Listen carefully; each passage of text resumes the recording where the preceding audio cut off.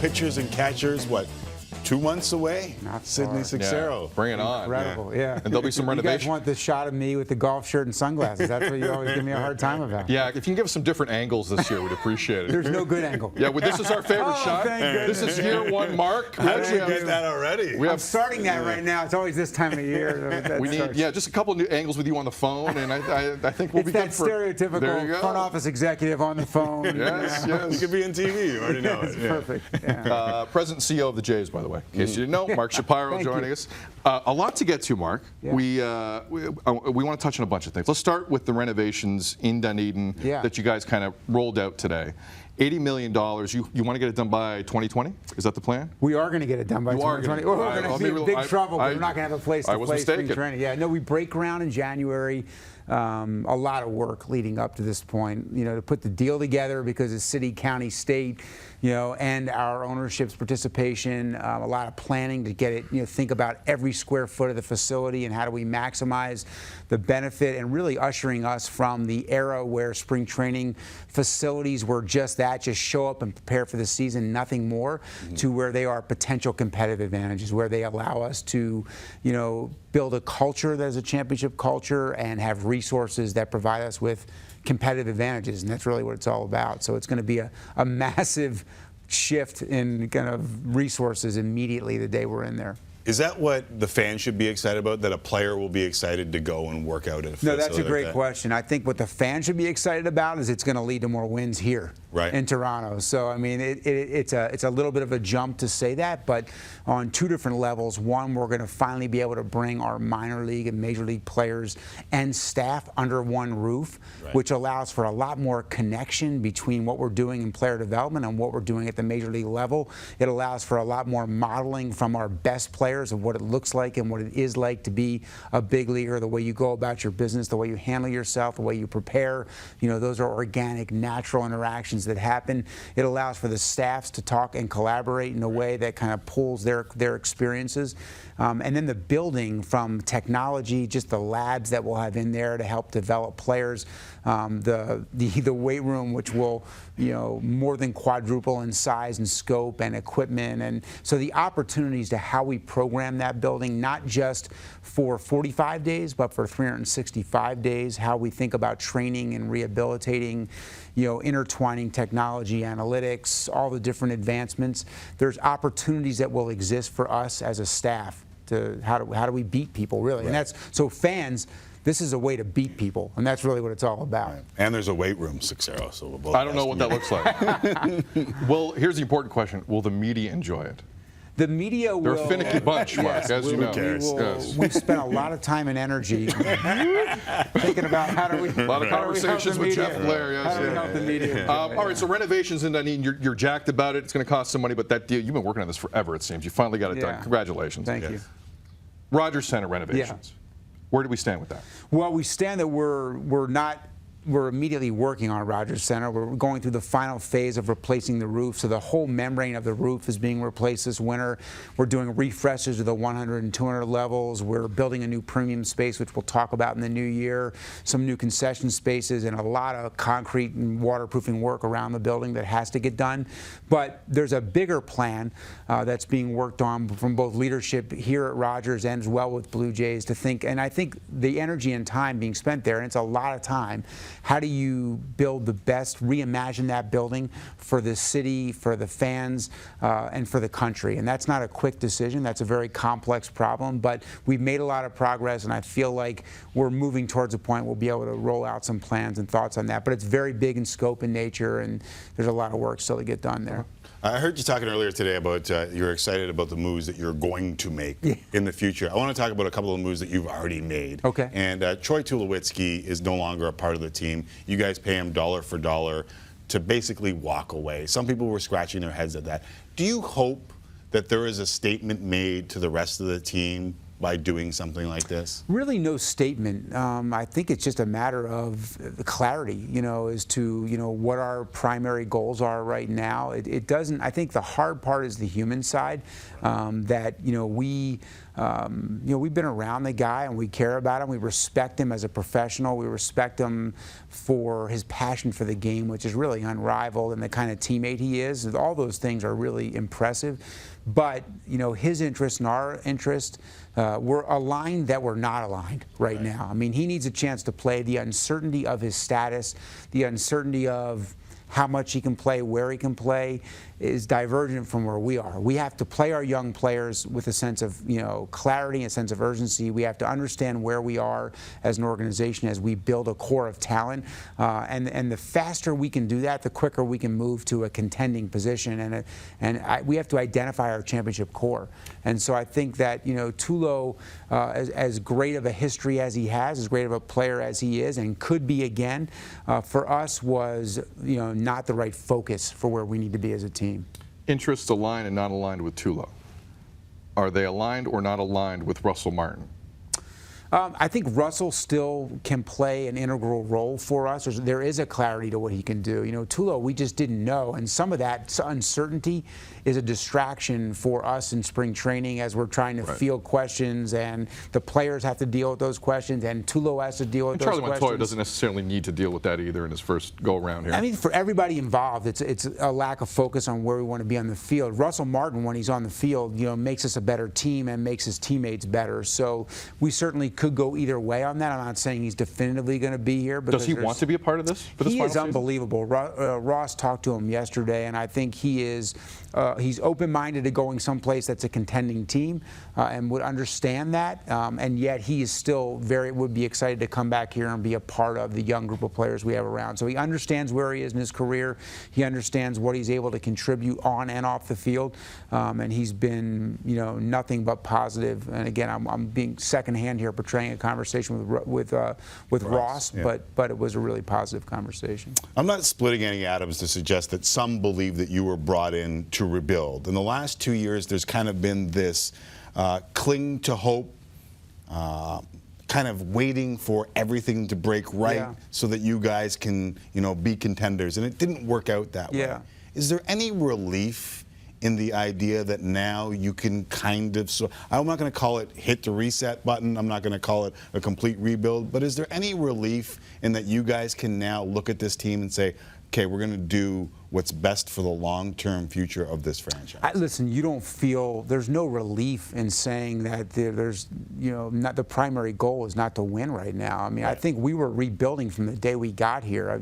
I think it's a little bit of a mischaracterization to rebuild, to modernize, to build out infrastructure, to make sure that we have everything in place necessary to compete in the modern baseball landscape, to ensure that we have the ability to not just be as good as the Yankees and Red Sox and Rays and Orioles in how we develop players, but be better in how we develop players, to not just have as good of analytics and as good of decision-making processes as our competitors, but better, to have a culture that clearly identifies what a Blue Jay player is.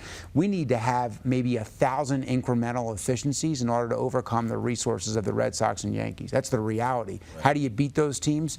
You need to do 1,000 things better. Every scout needs to be better. Every coach needs to be better. Every trainer needs to be better. Every strength coach needs to be better. So I think we've been working on that for 3 years with a sense of urgency, and we've made unbelievable progress that is reflected in the raise of talent. That was already here, that's developed, as well as the talent we've added.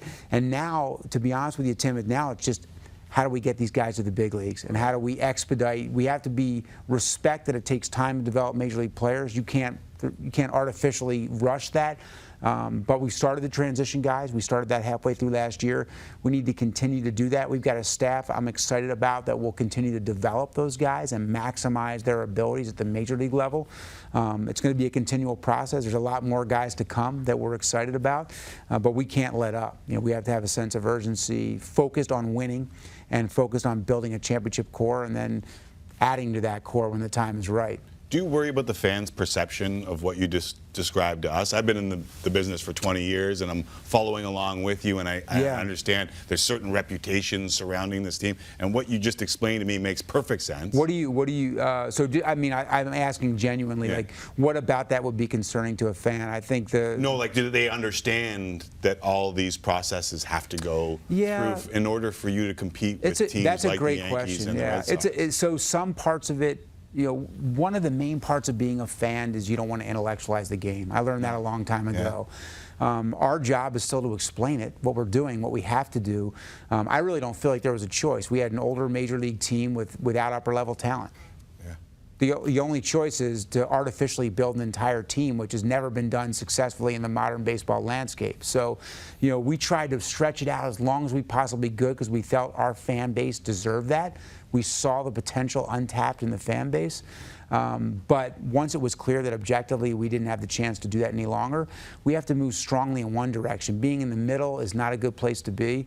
I think with fans, it's most important to be right in the end, not along the way. Right. But you still have the obligation to explain what you're doing. You still better get out there and make sure they understand, hey, we do have a plan. We are trying to get to a direction. It's not going to be seamless. It's never like this. It's going to be like this, but hopefully still moving up along the way. And there's a championship future. I mean, I think if we're tough enough to withstand, where we need to go, I've been here before.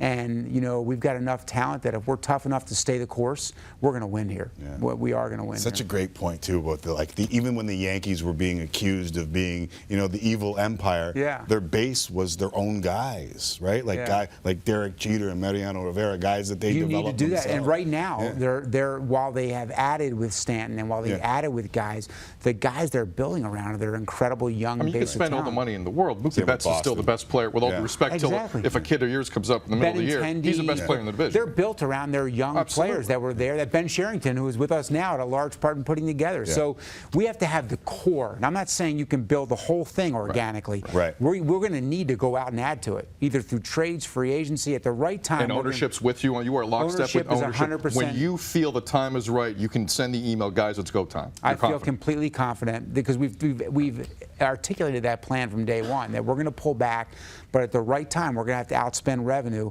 and we're going to have to add. And I think everybody understands, everybody's aligned on that. Now, we need to be sure that we know we're at that point, but I think we're all going to know. There's going to be that point we're going to look up in the next year, next half year, 2 years, and we're going to say, they're going to be really good. Yeah. There's a lot of talent. These guys are going to be good. So in terms of payroll and money and the prospects that are coming up, and the serviceable vets that are here now but probably won't be here in 5 years, those are easy to kind of figure out. Where does Aaron Sanchez fall into that, and where does Marcus Stroman fall into that? Because payment will be coming after you got a couple more years left to control. Injuries have happened, but when they're right, they are right. Yeah. They are good young arms. And based on, forgive me, I'm on Twitter. There have been, forgive me, there have been a lot of rumors about those two kids. Yeah. You're not actively shopping both, correct? No, I think the reality is that teams know where we are, kind of both in the win trajectory and the fact that, we're somewhere in that 2-year horizon before we win. So players that have less than 2 years of control, teams are going to all say, there are opportunities to trade for those guys. But the reality is, if we haven't traded them, that we value those guys more than the industry does. We value those guys as teammates, as competitors, as athletes, and as pitchers or as players more than other teams do.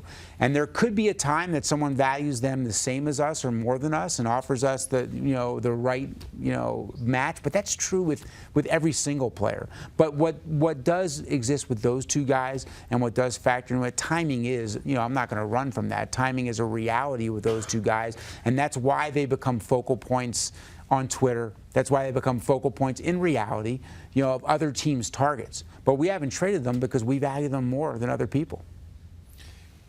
We're just a couple guys talking here. There might be, I hope there's a few people watching us. But just a couple guys having a private time. Just between us. We've got a couple drinks here. Three guys, some coffee. Just between us, Mark. One table. But you said the 2-year horizon, and that raised the Spockian eyebrow. I wasn't giving that as a strict time frame. I said sometimes that it could be a year, it could be a half year, it could be 2 years. I'm not, What are your expectations then for 2019? Like, what is wins the ultimate total? Is how do you determine? Obviously, I think everyone who's who's watching, who's a baseball fan, understands that this year might be a little different. I like what Charlie Montoyo said. I mean, we need to go out to compete. We need to go out to win every game. I mean, the reality is, obviously, we're not building this team, with the sole focus being on immediacy and immediate winning, but we better be developing a championship team. So they're mixed with that. There will be some pains with young players. The reality is, when you're a championship team, you've got a mix.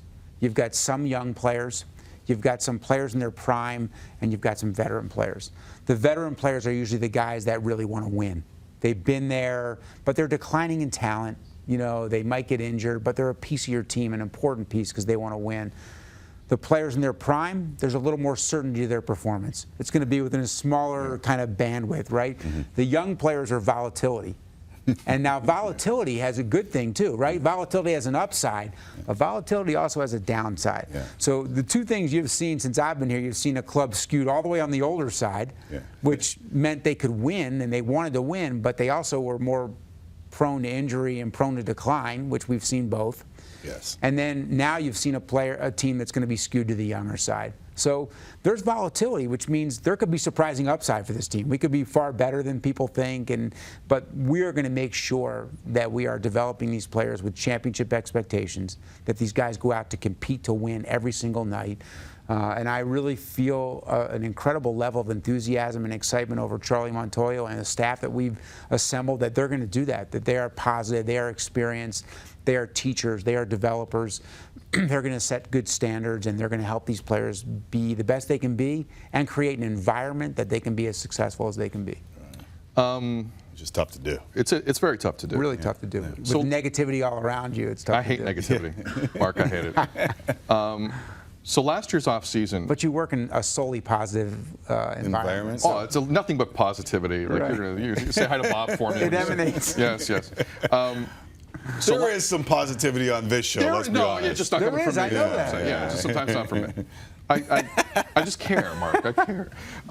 So last year's off season, and not your fault, but I'm talking baseball as a whole. It was like watching Tom Brady run. Nothing happened, and it was slow. That's not what Giselle says. Well, that's a topic for another day. Flurry of trades before the winter meetings. It was wild. Says Thank the you. Former O-lineman. Very former. Very former. So whack deals before the winter meetings. Nothing really, aside from the Tulowitzki news, nothing really of substance came out of that. Is it time for a off-season deadline in Major League Baseball? Yeah, I got asked that earlier today. To push this along, because it's. Do you think it's a problem, the pace of the off seasons right now in baseball? I've never, it's funny, until someone asked me that today, I hadn't thought much about it. I do know that since I've learned more about hockey and been up here, sign me up. Yeah. You're a deadline guy. Well, that short window of free agency and it's over, and those guys go about their off season. Sign me up, because our off season starts the day our season ends, and I mean really before that, and it goes until the day we leave for spring training, and it's unbelievable. I was telling someone last night that I traded for Mark DeRosa from the Bahamas on vacation with my family looking at me, all three of them like they wanted to throw me over the balcony. I'm on the phone. New Year's Eve day making a trade. That's the nature of the baseball offseason. You just don't know when it's going to transpire. You don't know the pace it's going to take on. You don't know how, and you have to be opportunistic and ready to act whenever those opportunities present itself. I do get a little leery of just throwing in a deadline and what that might like 3 do. weeks before pitchers and catchers report. Would you be cool with that? I would need to think more about it. Like today was the first time I've ever thought about it. I've got a little bit of skepticism that could cause. What would it cause? Well, I worry that deadlines create activity. There's no question about that. But it also could create, forced, what would be a spending that's probably not, rational from teams. Panic spending. And I would need to think through it a little more. I'm not saying I'm against it. And leave guys waiting too, athletes, players waiting too, because if they're, they miss that deadline, they're in trouble, right? That's true too. Yeah. There's two sides. I just need to think more about the mechanics. It's not something I've given a lot of thought to. Fair. That's fair. But again, sign me up for the NHL model. Yeah, we'll work on that for you. I want to prolong life expectancy, and right now this doesn't. Although with that said, I don't think our business can take a second trade center. I don't know. That's true. I really don't know. Maybe I should take it back. Without a doubt. You're busy. Mark, we really appreciate coming in. My pleasure. We do. All the best. See you guys. Thanks. Happy holidays. Happy holidays. You too. Yeah, Mark Shapiro, President and CEO of the Toronto Blue Jays. Again, for many pitchers and catchers around February 12th and 13th, that's when they report. And we're going to ramp this up all over That's again. when they put golf shirt, sunglasses shop. Again, just a couple side profiles, if it's okay. Maybe left hand, right hand. I'll call you guys up, coach me through it. A few from Ross, too. We're not asking for much.